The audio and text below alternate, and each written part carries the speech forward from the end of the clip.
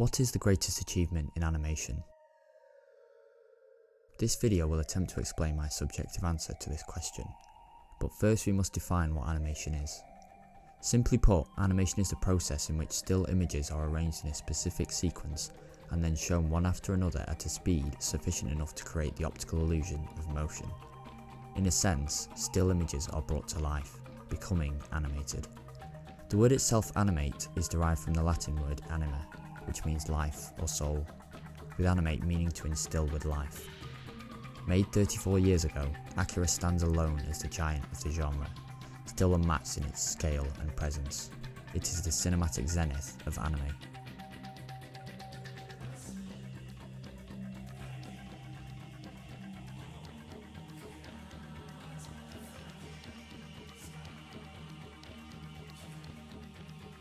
In the 1970s, the Japanese animation industry had suffered a lull, with production output along with profits both having diminished due to a number of factors. However, it was from this instability that a rebirth would take place, as this allowed for new talent to work their way into key positions. These fresh-faced animators were given the seats to the controls, subsequently emerging as legendary directors such as Hayao Miyazaki, Isao Takahata, and crucially for this story, Katsuhiro Otomo. This would turn the tide for the industry, changing the fortunes of anime as a whole. Then came the 1980s. Now was the time that would see Japanese animation carry out a transition thanks to new ideas and experimentation. The 80s was the most important decade in anime history.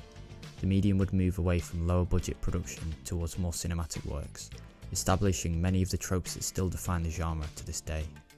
No longer would anime be regarded as simply for children. Instead, it was made by those who grew up on the medium, who had new, more mature stories to tell. Arguably the most experimental and ambitious projects were created in this decade, many of which had extremely high budgets, with the Japanese economy as a whole continuing to rise during this period. Many masterpieces were made, but one would rise above the rest, coming to define this era of anime. 1988 would see the release of Otomo's magnum opus, Akira.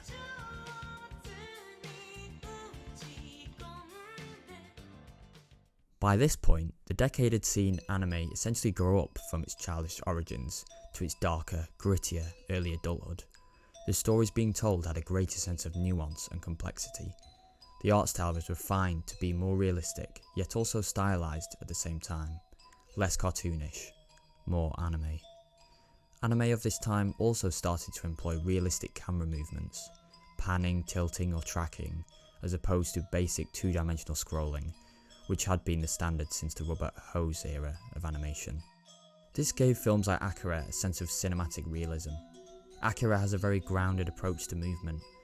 This gives the film a grit, an edge. The action scenes don't rely on ridiculous camera motions. Instead, the impact comes from an increase in frames and simply the drawings themselves. Akira is a film where a lot happens.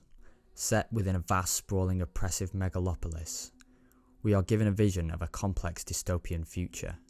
The film's opening is certainly very ominous and threatening, a prelude, warning us of the violent world we are about to be sucked into.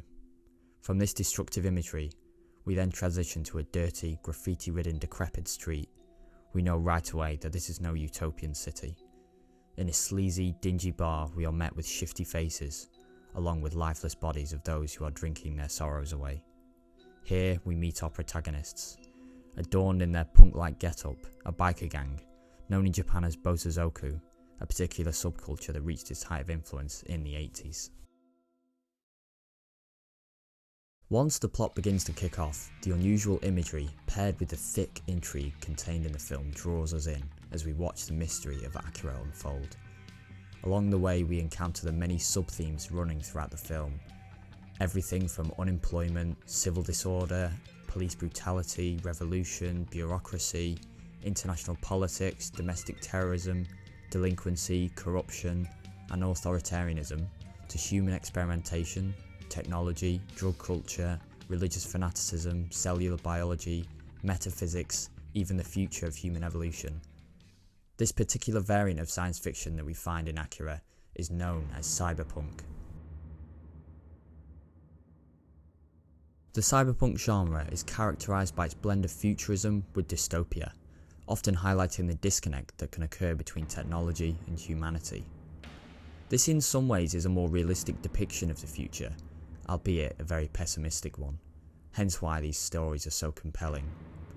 The cyberpunk genre grew out of the new wave science fiction novels of the 60s, such as Do Androids Dream of Electric Sheep by Philip K. Dick, which focused more on the psychological themes of sci-fi, as opposed to the earlier harder science novels.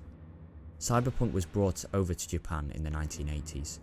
However, this early Japanese incarnation was also heavily inspired by the actual punk movement, which was growing in popularity at this time in Japan, with the stories emphasising more anarchic themes, characterised by its obscure plots, industrial atmosphere, abstract imagery, and characters undergoing metamorphosis or mutation, putting the punk into cyberpunk.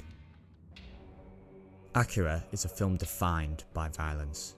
It is present right from the start until the very end. The whole city of Neo-Tokyo is practically distinguished by its violence. Indeed, the city in many ways is almost a living, breathing, giant entity. It is so distinctive and recognisable. We see over the course of the film just how swollen and huge the city has become, like a tumour, and beneath its neon lights and glass towers is a rotting, mutating underbelly that will inevitably boil up to the surface and eventually explode. This is a warning that mankind left unchecked will grow too ambitious, too large for its own good. The violence we see is a consequence of this. Watching the film today, it is hard not to draw comparisons to the unrest seen recently in Hong Kong or Ukraine.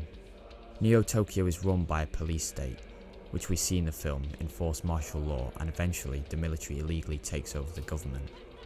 Japan has always had a complicated relationship with its military, and I think this is very evident within anime. Particularly the way vehicles and equipment are often rendered with such accuracy and detail, whilst at the same time exploring the darkness that comes along with war and conflict. But what is Akira really about?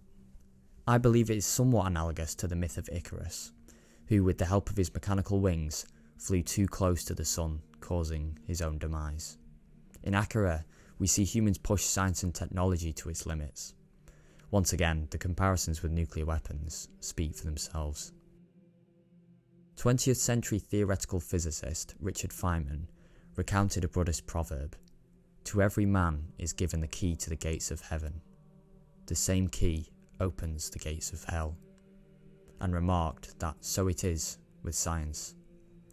And so it is that the same rockets that sent men to the moon can be used to deliver a nuclear weapon. Akira questions the limits of scientific experimentation and how this meshes with our human ethics. The humans in the film delve too deep and discover things we cannot control, ultimately opening the Pandora's box that will be the death of us. Humans attempt to become gods, and there are consequences. In a lot of anime and science fiction, we see a world where science is allowed an unfettered pursuit beyond our ethical standards to godlike levels, a world where truth, knowledge and power is sought out, no matter the consequences.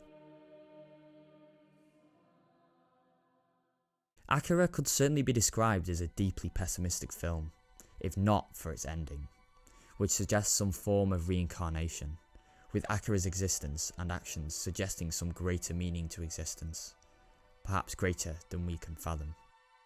Eventually, the film's resolution comes in the form of resurrection following destruction, as is alluded to in the film's prelude, as we see that despite the devastating destruction, the city is indeed rebuilt, a form of eternal recurrence or cyclic nature of time and existence.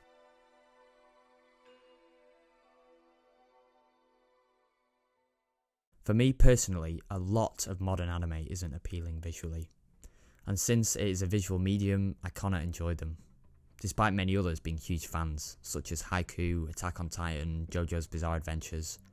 I prefer traditional cell animation. This is something I intend to expand upon in a future video. But ultimately, one of Akira's strongest aspects is simply its design. Character design, world design, vehicle design. These things themselves would make the film of note, but it is rendered a masterpiece by its colour palette, the attention to detail and sheer quality of animation. Almost everything is in motion. The film looks expensive, and it could certainly be argued that no film has matched it in terms of its impressiveness, putting most modern feature-length anime to shame, despite being almost 40 years old. It is a testament to Otomo's ambition that this was his feature-length anime debut. Is this one of the best films ever made? Maybe. For me, it is. It is one of my favourite movies, and probably will be for a long time. The film speaks to a lot of my interests. It reaches inside of me and knows what buttons to press. You might watch it and not enjoy it. That is cinema. There is no objective experience. Like all art, we bring as much to the piece as the piece brings to us. Without the viewer, the film is meaningless. Just like a painting locked in a box is meaningless. It has to be viewed. And what that film is, means, and is worth will be determined by those who watch it. We can discuss our ideas as I have done in this video, but ultimately it's up to each of us to decide for ourselves. What we have seen before and our other interests will dictate the outcome of our experience, and that might change over time as our own sensibilities change. Such is life.